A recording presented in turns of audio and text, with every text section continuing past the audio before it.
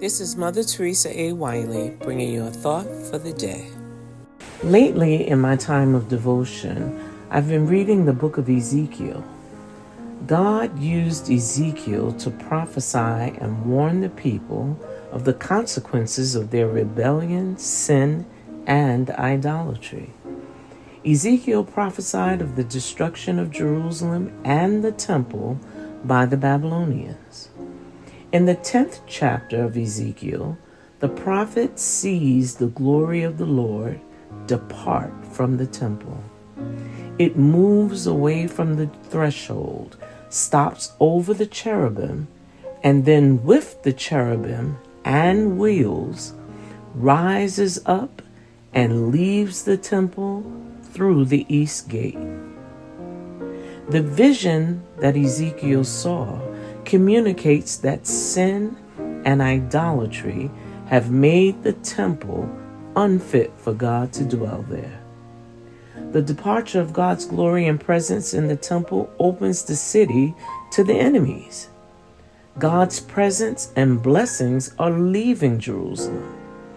Can you imagine the chaotic state that left Jerusalem in without the presence of God? Imagine the chaos this world would be in if all the praying people were no longer in the midst. The world is held together just because someone is still praying and holding on to God. Even our churches must find ourselves becoming aware of the fact that many of the things we allow pushes the glory of God out of our presence. Sometimes the things we allow in our services cause the very place that we consecrated and set aside for God's glory and presence to dwell to be unfit for Him to remain there.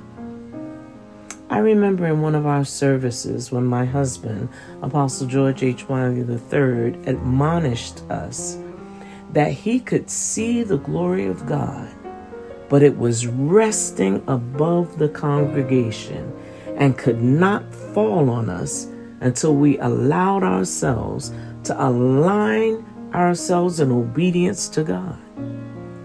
Each service, he'd say, it's still resting over us.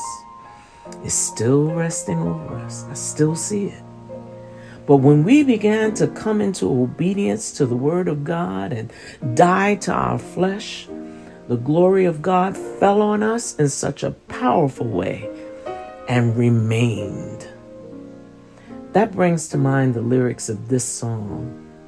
Oh, the glory of your presence.